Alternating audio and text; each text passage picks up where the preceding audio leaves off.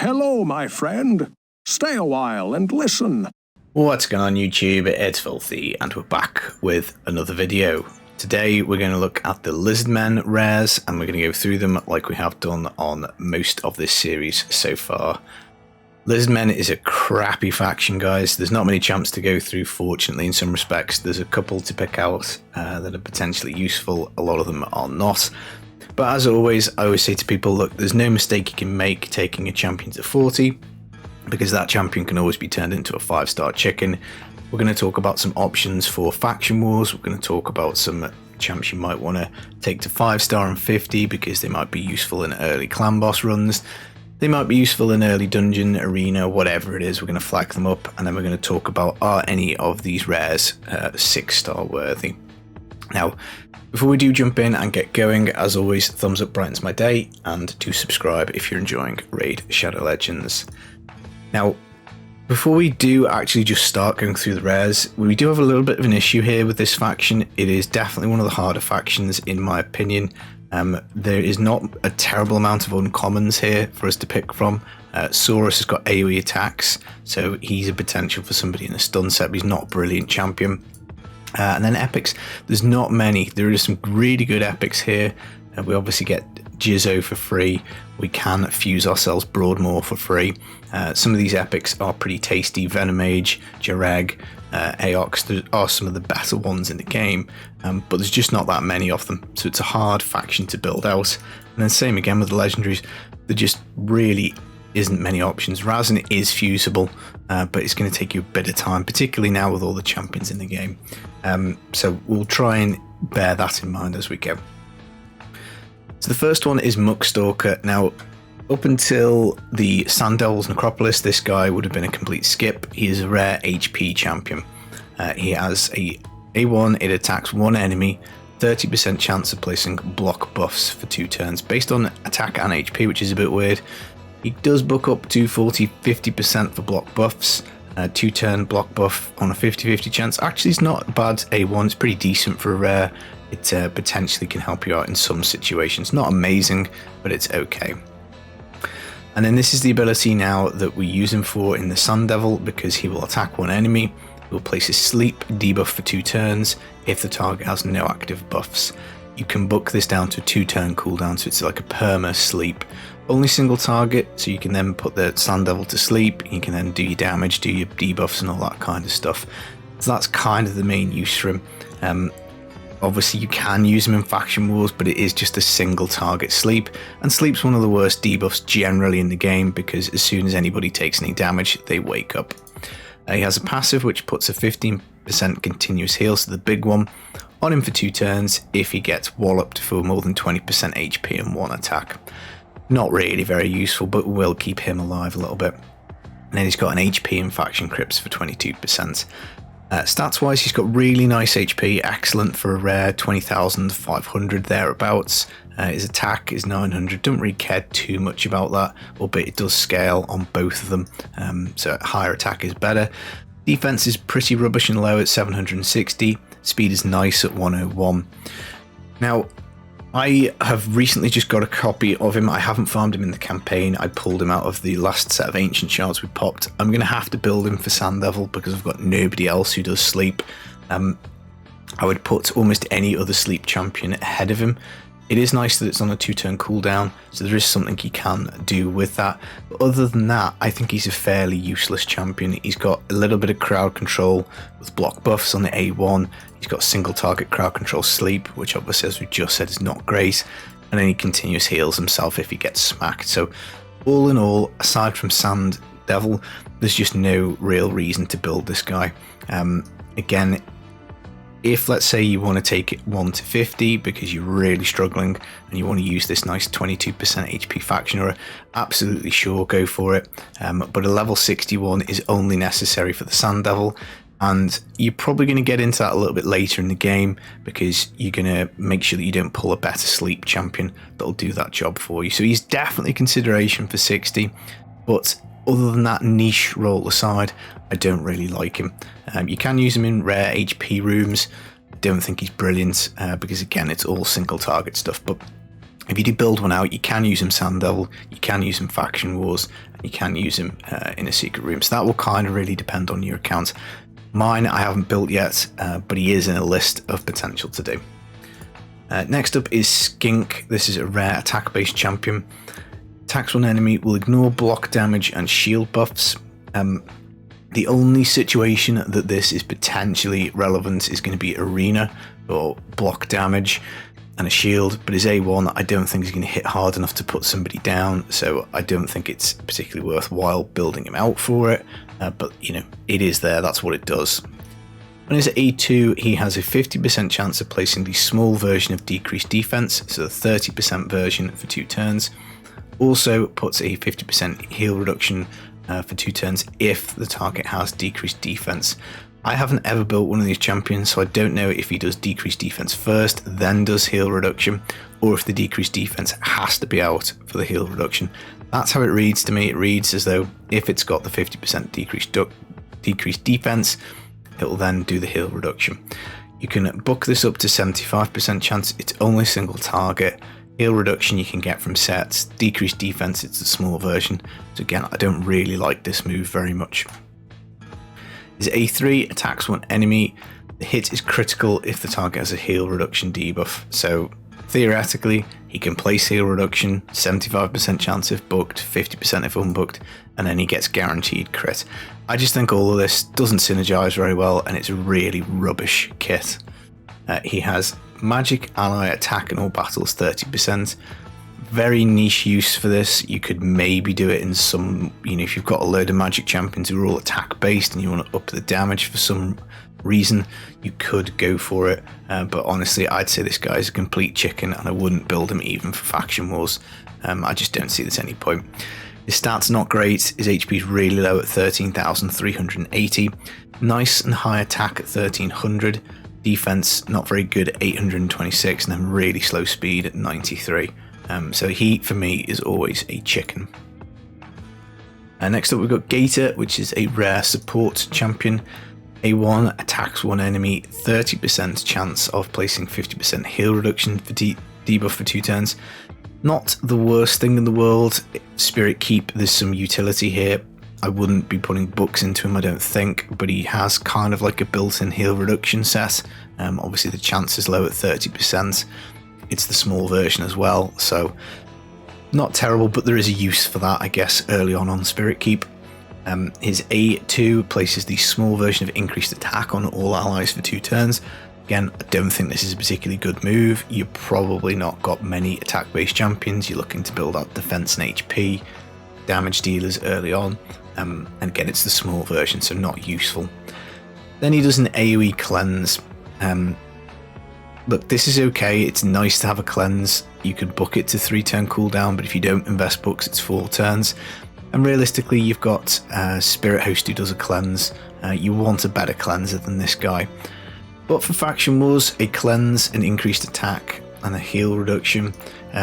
Again, I'm really struggling to find a reason to build him. But ultimately, if you've got like 0 other Lizardmen, then having a cleanse could be useful for faction wars. So maybe a 40, and then you're looking to replace him as soon as you get somebody better. He does have magic crit rate in all battles 22%. Again, really niche use because you can only apply it to magic champions. You'd have to put him in the lead, and again, I can't really think of much of a use for this guy. HP 16,500, attack 881, defense is decent at 1,046, and he's got speed of 99. So I'd be really reluctant to take this guy past a 40 for faction wars, and then I'd be looking to maybe chicken him. And ultimately, it's only really the cleanse is the most useful thing that he has in his kit, and even then, I'm not sure that's worthwhile justifying him. Slitherbrute, who is a rare attack-based champion, looks exactly the same as Jizzo. He has an A1. It has a 30% chance of placing the big version of decreased speed for 2 turns. That's nice for an A1, that's pretty good. You've got 1 in 3 chance roughly of getting the big version of decreased speed off. Only 1 enemy, but still it's kind of useful. You could book it up to 50%, 50-50 chance of decreased speed on the big version A1. That's not too bad. A2, A lot worse, attacks one enemy, steals a random buff from them. Again, maybe some use in Spirit Keep to take off the block buffs, maybe some use in Magic Keep to take off the shield. You could use him for that, and then he would also do decreased speed, so early on in the potion keeps he could be an okay champion. Then he's got an A3 which attacks one enemy, decreases turn meter equal to the amount of buffs on the target. So again, it's only really going to be potion keeps that I think that this is going to be particularly viable. He's got ally accuracy 40 in all dungeons. So what I would say about Slitherbrute is super early in the game he's going to be quite valuable because 40 accuracy is nice. Removing and stealing a buff is very nice for potion keeps. Turn meter manipulation, alright, it's not going to be much, but it's a little bit there, and decreased speed. So again, I'd suggest doing him to 40, and I probably would be reluctant to take him to 50. But if you're really struggling for somebody to remove the shield from the magic keep, it could be a good shout. I wouldn't 60 this guy. His kit is definitely not strong enough for that. And if we look at his stats, HP miserably low at under 13,000. Attack nice and high at 1300, defense pretty low at 859, and then speed is there or thereabouts at 98. So again, not the worst champ. You know, for faction wars, decreased speed would be okay. Stealing a buff could be okay. Decreasing target turn meter could be okay, and his aura wouldn't work for faction wars. So maybe 40, but don't. If you've got somebody else who does strip or steal buffs, absolutely just chicken the dude. He's not worth building simply for his decreased speed on the A1, in my opinion. Next up we've got Bogwalker. This is a rare who does actually get a lot of playtime early on in the game. He's defense based, force affinity. The reason he gets a lot of playtime is because his A1 is really good. It attacks one enemy, 30% chance of placing the big version of decreased attack, so 50%, and it places it for 2 turns. We can book it up to 40, 50%. So every other A1, you're going to land decreased attack for 2 turns, big version. Handy, he's defense based as well, so he's easier to keep alive, which is really good. He's got an AoE on his A2, which is nice. It then places increased defense on everybody for 2 turns. So it is the small version, unfortunately. It does book down to 3-turn cooldown. So again, clan boss, if you get him going fast enough, you can have increased defense the whole time, which again will help you out. It does do attack and defense modifier, which is interesting, but you want to be building him with defense really rather than attack. If let's say you're not using him for clan boss, you could stick him in a stun set because it is an AoE on a 3-turn cooldown. It does give your team some survivability with an increased defense. So again, even after clan boss, I think he potentially has some interesting utility as a champion. He also places 30% reflect damage on all allies when hit with a critical hit. So again, eking out a bit more damage in clan boss. Potentially could be useful for Fire Knight, but you're relying on the Fire Knight critting you, which is only going to happen every so often. You know, if you've got weak affinity, it's a 1 in 3 chance every hit. If you've got neutral affinity, it's 1 in 6, I think. So there is a little bit of added value out of this, but it's not massive. I wouldn't be relying upon it to do a Fire Knight run. But he will be bringing big version of decreased attack, so the Fire Knight would not be hitting you as hard, and you'd be buffing up your defense. I'm not saying he's a Fire Knight specialist by any means. I've probably never ever used him on any of my accounts in Fire Knight, but there is at least the potential there as well. Nice aura as well, ally HP in dungeons by 25%, so useful for everybody. So all in all, this guy's an excellent rare. Big version decreased attack A1, lovely. 3-turn AoE with increased defense on his A2, nice. Reflect damage whenever he gets crit on his passive with a 3-turn cooldown, and some HP aura, so actually really good champ. 16,000 HP, 850 attack, nice defense at 1112. Slow speed, unfortunately, at 93. I would say if you don't have somebody doing decreased attack for clan boss, this guy is a 60. You can definitely build him to 60 and you will use him for a long time, because it is kind of hard with the amount of champions in the game. In some respects there's more champs who do decreased attack, but in other respects there's now lots of champs diluting the pool, so I'd have no qualms in investing in him. Now, I personally have pulled him, but I've already got 2 champions who do decreased attack. One on the A1, it's the small version, which is Reliquary Tender. I've got somebody who does big version, but not 100% consistency. And that's Carlinia, and she does it 75% chance. So I don't need to build this guy. I'm going to hang on to him though, because again, sometimes when you're building a clan boss team, you might have to cope with different affinities. So force affinity, attack down champ is handy. So I'm not ruling out 6-starring my guy, but he's gone down the list because I don't need this function here. But in all things considered, his kit's excellent, and he's definitely a candidate for a 60, particularly on an early account. Next up we have Skullsworn, a bit of a meme champion this, rare attack based, you can get him from the campaign. A1 has a double hit with a 20% chance of placing an extra hit, so it's potentially a triple hitter, so some utility for Fire Knight. He places increased speed on himself and increased counterattack on himself, 7-turn cooldown. If you get a load of books, you can get this to a 4-turn cooldown. So again, maybe some utility for early Fire Knight, because if he gets his counterattack off, he gets hit. He then comes in with his potential double or triple hitter on his A1. He also fills his own turn meter when he crits, and he fills his turn meter by 50% when he kills somebody. So again, synergizes fairly well, because if you build him with some crit rate, every time he crits, he's pumping his own turn meter up. That gets him back to his increased speed. So he's just basically turns. Ultimately though, his stats are pretty crappy. His HP is 12,720. He's dead hard to keep alive. Attack 1365, which is really high. Defense low at 815, and his speed is miserable at 87. He does also have his speed aura 13% for faction crits. I don't ever build this guy. I don't really think he's worth it. I think that you'll find better champions to do your Fire Knight runs. I think for faction wars he's pretty useless because he's so squishy. The only slight caveat to him is that if you get very lucky and pull yourself a Skull Vargal, he has got a passive where he will revive Skullsworn every turn on a 1-turn cooldown. So if he takes a turn, he picks up a Skullsworn if it's dead. There is a way of cheesing the Faction Wars boss. That's, I think, how I still do it after 3 years, because I did pick up Skull Vargal on the fusion. Other than that, I think this guy's a chicken and he's a complete waste of time. Hurler, rare attack-based champion. A1 attacks twice, 25% chance to ignore 50% defense. Ignoring 50% defense means this can hit pretty hard, but we're only really interested in stuff like that generally for arena. So is he going to be good enough to make it into an arena team? His A2 attacks one enemy, removes one buff from the target, fills this champion's turn meter by 30%. So it takes a buff, but it's a single target. So it's a buff strip, one target. Again, maybe some utility for early potion keeps here, because you would strip a shield and give him a turn meter boost. Not the best though.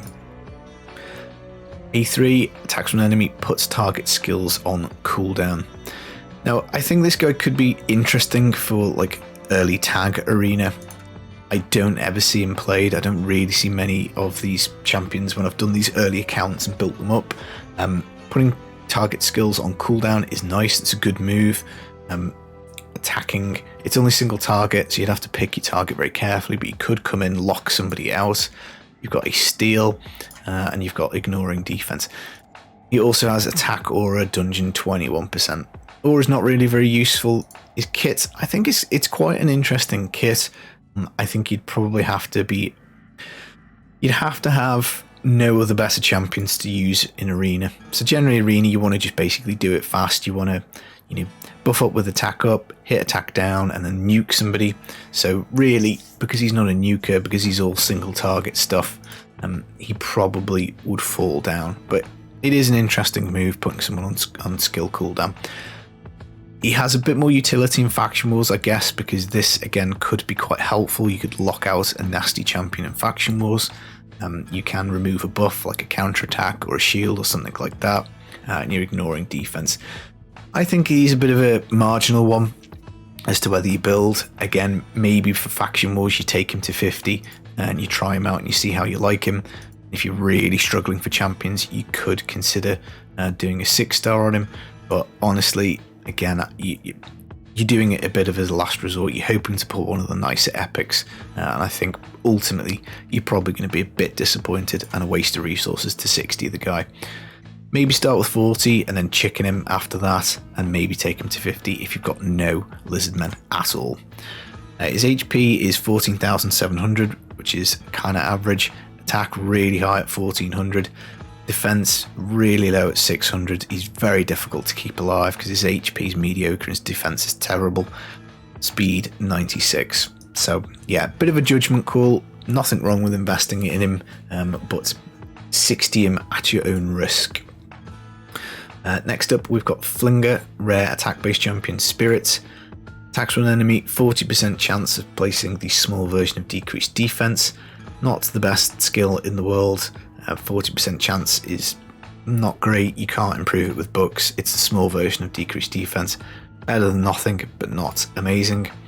AoE on a 3-turn cooldown does absolutely nothing else. So to really get any utility out of this, you're going to have to put him in a stun set. And then he has an A3, which always crits. So doesn't really synergize with the rest of it because you would therefore build him with no crit rate for this ability. But then that means that his other 2 abilities won't crit, so not great. He has resistance or a faction crips 30. You're probably not going to use that at all. Stats wise, he's a bit miserable. HP 13,000, attack nice and high 1266, defense okay, just about getting up for 900. Nice speed at 104, but honestly I would just chicken this guy. I don't think he's worth it. You know, if you're going to go for the stun set option, you could use the uncommon that we touched on earlier. Saurus would do an AoE on his A1, so you'd be getting much better value out of your stun set there. So again, probably an avoid. Slasher, a rare attack-based spirit champion, attacks one enemy on his A1, terrible, does nothing. A2 attacks one enemy twice, 25% chance of placing the crappy version of decreased defense. Terrible move because it's 25% and it's the small version, so it's really rubbish. A3 places 15% increased crit rate and shield on himself for 2 turns. Who cares? Value of the shield is proportionate to his defense and crit damage, then gives himself an extra turn. This guy's kit is awful. He's got attack, faction crit 17%. Stats are garbage as well, 1300 HP. He's going to be really difficult to keep alive. His attack's really nice and high at 1332, but he's squishy because his HP is low and his defense is low at 826. He's also not particularly fast at 94, so straight chicken, absolutely awful. Next we have Metalshaper. This guy again does get some playtime, rare support champion. His A1 attacks one enemy, 30% chance of stealing a random buff, useful for keeps, wrong affinity for the magic keep for the shield, but because it's his A1, you could just do a preset and just have him keep doing this, A1, A1, A1, and eventually he'll get it off, and it's a 45% chance when you book it up, so pretty decent based on defense, which again we like. This is the move really that gives him his biggest value here. Places a shield on all allies for 2 turns. Shield is proportional to this champion's level. 2-turn cooldown when booked. Shield for 2 turns all of the time is going to be useful for the Scarab King boss. You just need this guy to go first. He puts the shield out. It doesn't matter the size of the shield, just that it's a shield. It stops the Scarab boss from counterattacking. You then can control the Scarab King's turn meter so that he never gets a turn. So by that logic, I've seen somebody clear the hardest Doom Tower floor with a level 40 Metalshaper. So you don't need to build this guy to 60 for Scarab, and ultimately I think a level 41 will do you just fine. He does have Cleanse on his A3, removes all debuffs from the ally with the lowest HP, then heals them by 20% of his own HP, places 25% increased defense for 3 turns on that ally, and he's got Defense Aura and Faction Crips for 15%. HP 16,350, attack 859, defense nice and high, over 1,000, that's what we like to see. Speed is slow at 90.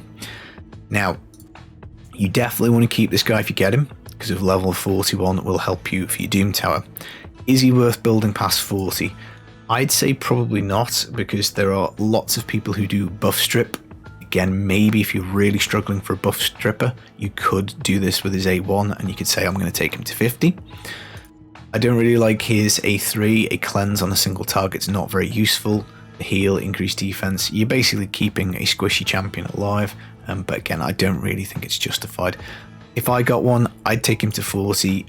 I'd play it by ear after that, and I'm really reluctant to take him to 50, because I think if you can get away with him being 40, you just need to get him through the waves of the Scarab King, and then you're absolutely laughing, and I'd probably rather try and get that done than build one of these guys out to 60. Just my opinion. Next up we have Haruspex. I have pulled this guy. Interesting champion, I guess. His A1 attacks one enemy 2 times. Each hit has a low chance, 15% of placing the small poison, 2.5% for 2 turns. Does buck up to 25, 30, 35%, and that's each hit, so you're probably getting a poison off small version on his A1. Not brilliant, but not the worst. There's a turn meter fill by 15%, small version of increased speed on all allies for 2 turns, bucks down to a 3-turn cooldown. It's the small turn meter fill, it's the small speed, but both those things are potentially quite useful to you. And then he has a revive, so revive somebody with 30% HP, then gives them 30% turn meter. It's okay. For a rare, if you get him really early, that can be useful. Revive can sometimes come in clutch, but as revivers go, it's pretty poor. He then has ally speed in arena battles by 15%, so he's a candidate for a speed lead in a tag arena. Stats, 18,165 HP is nice. It's pretty high actually, to be fair. You know, anything above this is probably pretty good. Attack 859, defense is nice, 958, so he's quite tanky. When we compare his HP and defense together, that gives him some survivability. Really nice speed at 105. I haven't built my Haruspex because I've got Lysandra, I've got 2 Haikatoons, I've got Gembo, I've got plenty of speed leads for arena. I don't need the revive because we can get other revivers. For instance, we can fuse Broadmoor in this faction. So really, it's do you want turn meter fill and speed increase? Again, Broadmoor I think fills some of this role, and he does poison on his A1. I don't really think this guy is worth investing in, albeit if you're absolutely stuck for a reviver, you could take him to maybe 50, put him in a shield set, and then he's basically boosting up your team speed, turn meter. We'll pick one of them up if they die. His shield set would protect everybody, and he might get the odd poison off. Again, I don't think he's a great champ. Let's just have a quick look at Broadmoor. I just want to make sure we're getting his kit correct. He does a double revive, 2 not 1 champions with 25% HP. Doesn't fill the turn meter, but blocks damage on them for a turn. He does actually also do increased crit rate, 15% speed and 50% turn meter, so he does the same move, but he also gives 30% crit rate, and then he's got like a freeze on his A1. He's got faction Cryptaura, defense 33%, so a much better option, and they're both kind of void affinity. So again, this guy's usefulness for faction wars I think is pretty diminished, and other than that, I don't really see there's much point in building one out. Then last we've got Cagebound, rare defense-based champion. Attacks one enemy, shield on this champion for 1 turn, 10% of max HP. Again, theoretically, you could self-shield him for Scarab, but again, I'm not really sure that's going to be worthwhile doing. 10% HP shield on his A1. I guess it's okay, it'll keep him alive, but it's not really doing much else. Defense-based, which we do like. He has an AoE on his A2.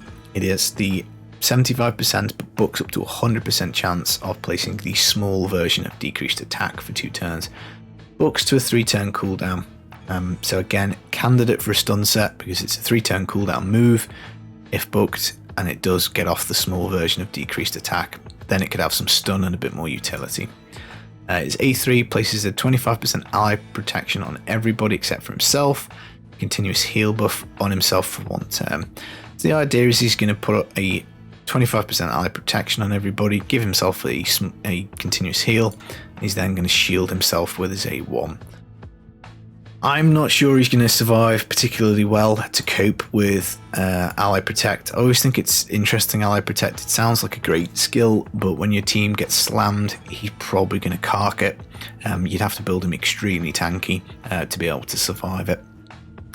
His stats are actually okay, so it's a potential. He's got 14,700 HP, which is nice. Low attack at 800, but we don't really care because his moves are all defense based. Nice defense at 1255, and then speed 95 is slow, but not the end of the world. Would I build one of these guys? I think he could be a candidate for faction wars, but other than that, I don't really see what he's doing. Ally protection, if he can keep himself alive, would be handy, but you probably want an epic or a better champion to do ally protect. I'm not sure it's fantastic. He is void, I guess, so you can take him everywhere, and he would do AoE, decreased attack. I guess he's one of these champions that fits into a bit of a weird role, as in you could use him to do a bit of things. If you do the stun set, then he's going to find it harder to stay alive, because other than that, if you want to make use of the ally protect, you'd probably want to build him in like regen or immortal, some kind of healing mechanic, or just really tanky with super high defense, life percent, defense percent sets, that kind of thing. But then you kind of think, well, maybe we could get a bit of AoE stunnage out of here. So he falls a little bit in between stools. I don't think he's a bad champion. I think you could definitely 40 him for faction wars. I think you could definitely 50 him for faction wars, and happily have the decreased attack, ally protect, shield. I mean, the thing with ally protect is if you're going to rely on it with champions who are 60 and he's 50, it's going to be pretty useless. So that's a little bit of a judgment call. Again, I'd be reluctant to 60 him because I'm not sure his kit is that good. But potentially you could build him really tanky. He could shield himself with his A1 constantly. He'd then absorb damage with the ally protect, heal himself up, and then he at least does have a little bit of utility here with his decreased attack. So I don't think he's like the worst champion in the world to 60. But again, he's not screaming as like an end game meta champion at all. So that is it. That is the rares. They are not brilliant by any stretch of the imagination. We've picked out basically Muckstalker, Bogwalker, Cagebound, and then Metalshaper to 40, and the rest of them are not very good at all. So it is a hard faction. As I say, Saurus can be a good shout. AoE A1, and then he's got AoE A2, so you just stick him in a stun set. He's squishy as hell because his defense is 616, his HP is 1270, but he's really cheap to build because you get 3 copies of him. You can even take 2 of them and stick them in stun sets. Again, hard scale, decreased speed on his A1, stun if decreased speed is up, so that's kind of okay for crowd control. I'm not sure, I haven't built any of these uncommons yet at the moment, but I might well have to because sometimes you just get a little bit stuck.